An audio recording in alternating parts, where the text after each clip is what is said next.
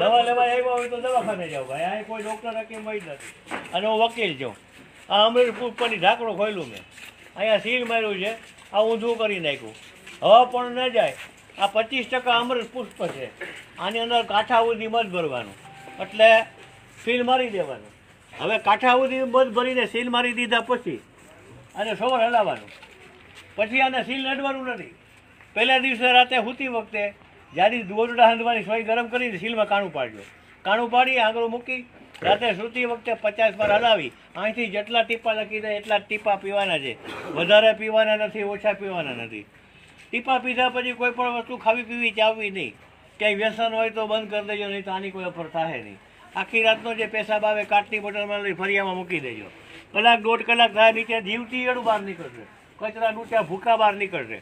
પેશાબનો colour હશે પીળો. જ્યાં સુધી ચાંદી જેવો ના થાય ત્યાં સુધી રોગ બેઠો જ ઘરમાં. રોગ મહેમાન તરીકે ઘરમાં બેઠો જ છે. પેશાબનો કલર ચાંદી જેવો થયો એટલે ગયો. આ એનો નિયમ છે. પછી આપણે ડૉક્ટરની દવાઓ ચાલુ રાખવાની છે. શેક ડોઝ કેમો રેડિયેશન લેવાના નથી. ડૉક્ટર સાહેબો વૈજ્ઞાનિકો છે દેશના, એની દવા આપણે ચાલુ રાખવાની છે.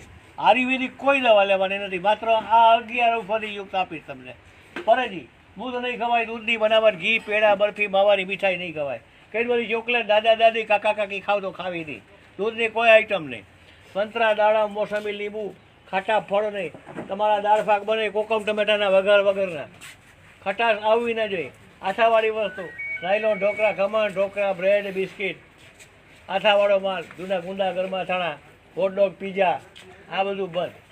તો જે લોકો પીઝા ખાતા હશે ને એ મને બરાબર યાદ નીકળી જાય. યાદ કરજો, ઘરમાં, કુટુંબ, આજુબાજુ બધાને પીછા નીકળી જાય. એટલા બધા રોગ આવશે કે જેની કોઈ સીમા નહીં. પીઝા ખાવાવાળા હજી ચેતે બધા. જેટલા પીઝા ખાશો એટલા પીછા નીકળી જાય, એટલા રોગ નીકળશે. હવે રિપીટ વાર આવી જાઓ.